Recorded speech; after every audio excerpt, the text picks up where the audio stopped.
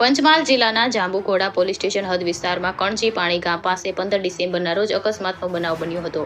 બાઇકને પાછળથી ટક્કર મારી મહેન્દ્ર પિકઅપ ગાડી ચાલક ગાડી લઈને ફરાર થઈ ગયો હતો. જો કે પોલીસ દ્વારા તપાસ હાથ ધરવામાં આવતા ઈરાદાપૂર્વક ટક્કર મારી હત્યા કરેલ હોવાનું બહાર આવ્યું હતું. આરોપી અને મરણ ગયેલ રમેશભાઈ બંને છોટાઉદેપુર જિલ્લામાં આવેલ બોડેલી તાલુકાના ધાધરપુર ગામના હોવા સાથે મરણ જનારની દીકરી સાથે પહેલા પ્રેમ સંબંધ હોવાનું પણ બહાર આવ્યું હતું. રિપોર્ટર પાર્થિવ દરજી, પંચમહાલ.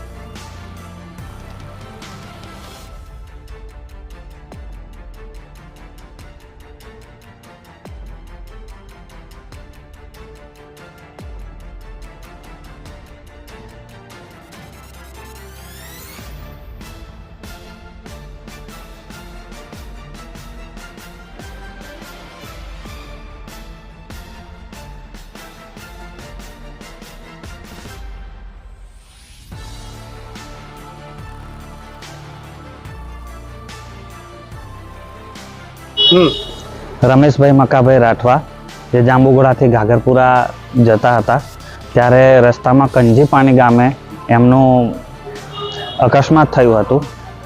તપાસની અંદર જાંબુઘોડા પોલીસે તપાસ કરતા એ હત્યા સાબિત થાય છે અને જેથી કરીને અને જે હત્યા કરનાર જે છે એ અમારા ગામનો કૃષ્ણકાંત પૂનમભાઈ રાઠવા જ હતો. એટલા માટે એમની ઉપર હત્યાનો ગુનો નોંધાયો છે. જેથી કરીને જે જાંબુઘોડાની પોલીસ છે એમની જે મહેનત છે એમના કારણે અમને ગ્રામજનોને ફળિયાવાળાને ન્યાય મળ્યો છે કે અને આવું જે સમાજની અંદર અનબનાવ છે આવા કૃત્યો ના થવા જોઈએ કે જેથી કરીને ફરી આવું ના બને. એટલા માટે એમને કડક ને કડક સજા થવી જોઈએ એવી અમારે ન્યાયતંત્રને માંગ છે. શું નામ આપનું? સંજયસિંહ રૂપસિંહ રાઠવા. Roll sir. ગઈ તારીખ 15/12/2023ના રોજ જાંબુઘોડાના કણજીપાણી ગામ ખાતે એક પિકઅપ બોલેરો અને બાઇક વચ્ચે અકસ્માત થયેલો અને સ્થળ પરથી પોલીસને પિકઅપ બોલેરોનો બમ્પર મળી આવેલો. તે આધારે પોલીસે તપાસ કરી અને આ એક અકસ્માત નહીં પણ ખૂન હોવાનું માહિતી મળેલ અને એના આધારે આરોપી કૃષ્ણકાંત પૂનમચંદ રાઠવાને પોલીસે ધરપકડ કરવામાં આવેલી. આ તેની ઝીણવટભરી તપાસ દરમિયાન આ સત્ય બહાર આવેલું કે આરોપી અને ફરિયાદી વચ્ચે પહેલાં 2 વર્ષ પહેલાંથી પ્રેમ સંબંધ હતો અને છેલ્લા 6 માસ દરમિયાન તે વચ્ચે અણબનાવ થતાં તેઓ પંચનામે સમાધાન થયેલું અને આ ફરિયાદીને આરોપી મારી નાખવાની વારંવાર ધમકીઓ બી આપેલી અને ગઈ તારીખ 15/12/2023ના રોજ ફરિયાદી ભાવનગરથી હાલોલ આવવા નીકળેલા તે દરમિયાન હાલોલથી પોતાના ઘરે જવા નીકળ્યા હતા. તે રસ્તામાં આરોપી ફરિયાદીની વોચ રાખીને ઊભા હતા અને કણજીપાણી ગામ નજીક ફરિયાદીની બાઇકને ટક્કર મારી અને તેમના પિતાશ્રીનું સ્થળ પર જ મોત નીપજાવેલું અને ફરિયાદીને ફ્રેક્ચર કરેલું.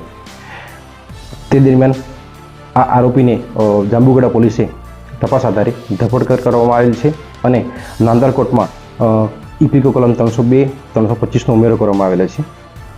આરોપીની પૂછપરછ દરમિયાન એ હકીકત પણ બહાર આવેલ છે કે અગાઉ આરોપી બોડેલી પોસ્ટેના અકસ્માત ગુનામાં સંડોવાયેલો હતો અને એ સારી રીતે જાણતો હતો કે અકસ્માતના ગુનામાં ઝડપી જામીન થઈ જાય છે, એટલે એમને આ અકસ્માતને આ મોતના અકસ્માતમાં ખપાવવાની કોશિશ કરી હતી. પણ પોલીસ તપાસ દરમિયાન આ એક અકસ્માત નહીં પણ ખૂન હોવાની માહિતી મળી અને આજે આરોપીને પોલીસે કસ્ટડીમાં લેવામાં આવેલ છે.